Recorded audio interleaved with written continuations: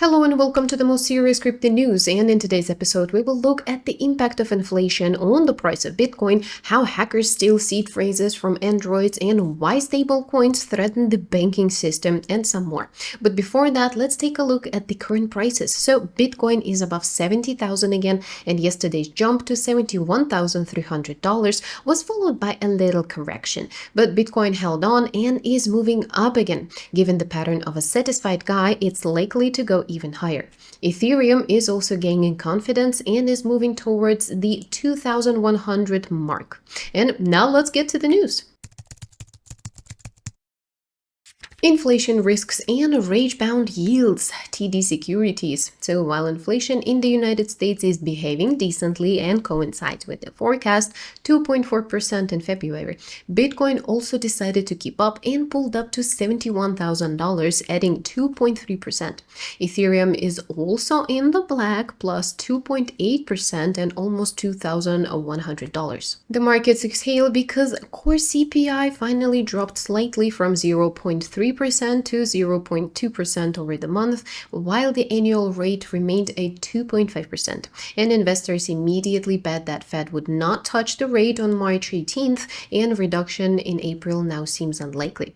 But as always, there is a nuance. Bloomberg experts remind us that February figures do not yet take into account the war in Iran, which has already accelerated oil to take the skies. WTI and Brent added another 2% per day. And economists warn that the March CPI could jump to 3% due to rising energy prices. And here, two scenarios are possible. Either expensive oil will simply eat up household budgets, consumption tax, and inflation will just fall by itself, or it will unleash inflation expectations and the Fed will have a hard time. Meanwhile, the IEA is basically urgently putting 400 million barrels from strategic reserves on the market in order to bring down the price. And Bitcoin is still happy, but Big Phoenix analysis have already named oil is the main driver of the exchange rate. So if Trump and Iran don't come to an agreement, $71,000 may turn out to be just a temporary stop before a new swing. Tokenized stocks exceed $1 billion as RWA market gains momentum.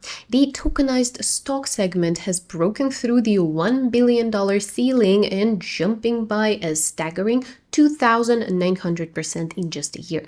The growth leaders are Ondo platforms, captured almost 59% of the market, and X stocks almost 24%. And these guys relied on legal purity, liquidity, and friendship with DeFi, and apparently they did not lose. And investors can now buy pieces of Apple, Tesla, and Nvidia directly on the blockchain without waiting for the exchange to open and without paying brokers. Experts attribute the boom to three things: clear regulation, convenient platforms, and of course accessibility for ordinary mortals. In the entire RWA sector, real assets on the blockchain, excluding stablecoins, has already reached $26 billion, of which $11 billion are tokenized US Treasury bonds. It's significant that even in such niches, the market is sliding towards the duopoly. According to DeFi Llama, almost all revenue goes to the two top projects. In general, traditional finance is slowly moving to the blockchain, and there will be no turning back soon. If you like my content, do not forget to like up this video and subscribe to this channel. That way you won't miss the next news yourself and you will help my channel grow. Ledger crypto vulnerability. Critical security flaw exposes MediaTek Android phones to devastating theft. The Ledger security team has discovered a critical hole in Android smartphones with MediaTek processors. The vulnerability allows anyone with physical access to your phone to obtain a PIN code and private keys for crypto wallets in just less than a minute. The problem is in the mechanism of security chip loading. The attacker connects via USB before the system starts, pulls out the disk inscription keys, and calmly reads all of the data offline. A quarter of Android smartphones are under attack right now, namely those that use the trusted Trustonic environment. Ledger Technical Director Charles Gilliland recalls the truism: mobile phones were not designed as safest toward the crypt. If your coins are in your phone, the level of protection is determined by the weakest link in the chain. And in this case, it's the MediaTek chip. A way out: install patches if the manufacturer releases them at all, and of course, think about a cold wallet. Attacks on private keys have long been the main expense of the crypto industry. According to TRM Labs, in the first half of 2025, the theft of seed phrases and keys accounted for more than 80% of all stolen funds, and that is about $2.1 billion. Ethereum's adoption paradox: more users, lower prices. So crypto quant analysts have noticed a funny phenomenon that could be called a drone paradox. Ethereum works like a dog, but the price stands still. In 2025, the network showed record activity, and the daily number of addresses exceeded the bullish figures of 2021, and DeFi and stablecoins are bubbling. L2 solutions are growing like mushrooms. But at the same time, the price of Ethereum collapsed by 50% from its peak. And the thing is that the quotes are now determined not by users, but by investors who collectively withdraw coins to exchange and fix losses. And the realized capitalization has gone into negative territory. And at this point, Ethereum and Bitcoin pair feels worse than ever. Over the past 30 days, Ethereum has generated $10.3 million in fees, losing out to Tron and Solana. And in terms of net revenue, it ranks 5th, $1.22 million. Even L2 networks like Base, which pay pennies for publishing data on the main blockchain, have overtaken it. It turned out to be a vicious cycle. The more activity goes to sidechains, the less Ethereum gets itself. And at the same time, it still holds 52% of the global stablecoin market, around $162 billion that is. But the native token has stopped benefiting from its popularity. And Culper research analysts predict a death spiral for the broadcast and opened a short. But I don't know. I'll wait for now. Polymarket and Palantir teamed up to protect integrity of sports betting as prediction markets face key moments. Polymarket decided to seriously take up the cleanliness of its ranks and attracted the heavy artillery company Palantir for this purpose. Yeah, the very guys who developed software for Pentagon and the special services, founded with the participation of Peter Thiel. Together, they will create a system based on the Virgin's AI engine that will monitor bets in real time, detect suspicious transactions, insider trading, and other manipulations.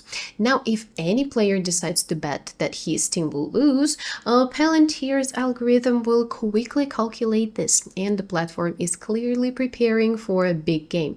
Betting volumes are growing, and competitors like Kalshi have already traded for $1 billion on Super Bowl day alone. Speaking of competition and money, Polymarket and Kalshi are currently negotiating with investors at a valuation of about $20 billion each. And at the same time, Polymarket is officially returning back to the US market and for now in beta mode. And traditional bookmakers such as DraftKings are already deploying their platforms in 38 states. In general, prediction markets are turning from a niched way into a serious financial sector, where even the Pentagon software will now monitor the honesty of bets. Stablecoin boom could eat into traditional banks' profits, warned Jefferies analysts. So Jefferies analysts have painted a bleak picture for traditional banks, with stablecoins playing the main role of a villain in it. And according to their forecast, the capitalization of the stablecoin sector will grow to $1.50 trillion in 5 years, and this will lead to a gradual outflow of deposits from banks by 3 to 5%. It would seem that the figure is not fatal, but it is a disaster for the banking system. An increase in cost of funding, a decrease in margins, and a nervous tick among the shareholders. Stablecoins have already ceased to be just a tool for traders. After the adoption of the Genius Act, they broke into everyday settlements, cross-border transfers, and treasury transactions as well. In 2025, the volume of transfers and stablecoins exceeded $11.6 trillion, plus 49% per year, and now there are already $340 billion under the management of these tokens. Bankers are in a panic now. The head of Bank of America is already broadcasting about the possible loss of $6 trillion in deposits. So some, like Fidelity, are trying to ride the trend and release their own stable coins like FIDD or FID. But the main hope of traditional finance race is regulators. The Clarity Act bill may limit the use of stables as a saving tool, leaving them with only a payment function. In the meantime, regional banks with high proportion of retail deposits such as Wintrust, Flagstar, and Axis are primarily under attack. Major players who have already invested into the crypto infrastructure feel much more confident, and in general, the battle for deposits is just beginning. And stablecoins are clearly entering the league with really heavy artillery. And that's going to be all the news for today. Thank you so much for watching. I will see you tomorrow. Bye!